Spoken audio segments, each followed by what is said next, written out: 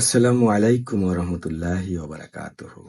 বন্ধুরা, আমি যদি আপনাদেরকে প্রশ্ন করি, আপনি কি আপনার মাকে ভালোবাসেন? আপনি বলবেন, আপনি পাগল নাকি? পৃথিবীতে এমন কোনো মানুষ আছে যে তার মাকে ভালোবাসে না? হ্যাঁ, আমি জানি সবাই তার মাকে ভালোবাসে।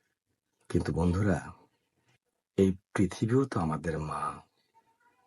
পৃথিবী আমাদের জন্য কত কষ্ট করছে। এই ধরা, এই ধরিত্রী আমাদের মা। কিন্তু মাকে আমরা কি দিচ্ছি? প্রতিনিয়ত বিষ দিচ্ছি, বিষ।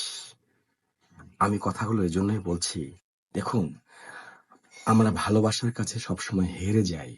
আমার সন্তান আবদার করে, বাবা চিপস খাবো। এই যে চিপসের প্যাকেট আমি উল্টো করে ধরেছি, এইটা খাওয়ার পর ফেলে দেই।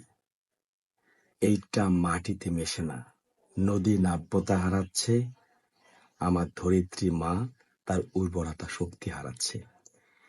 এই যে মিনি প্যাকেট শ্যাম্পু ব্যবহার করার পর ফেলে দেই, কিন্তু এগুলো কি আমার মা আর চর্বণ করতে পারে? পারে না। দিনে দিনে আমার মা দুর্বল হয়ে যাচ্ছে। দিনে দিনে আমার মা উর্বরা শক্তি হারাচ্ছে। যে সমস্ত কোম্পানিরা এগুলো বাজারজাত করেন, আমি তাদেরকে বলছি, ভাই একটু ভাবুন। একটু ভাবলেই দেখবেন পরিবেশ ধারণ করতে পারে, পরিবেশ লালন করতে পারে, পরিবেশ পালন করতে পারে, এরকম জিনিস আছে। আপনারাও পারবেন। ইদানিং মানুষ যদি জানে যে অমুক জায়গায় খাঁটি জিনিসটা পাওয়া যায়, তারা টাকার পরোয়া করে না।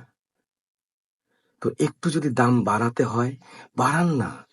তারপরেও মাকে এ সমস্ত বিষ দিয়েন না। ভালোবাসুন পৃথিবীটাকে।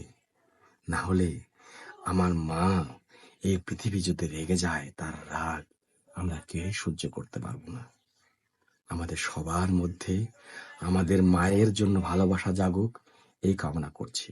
আল্লাহ হাফেজ। আসসালামু আলাইকুম।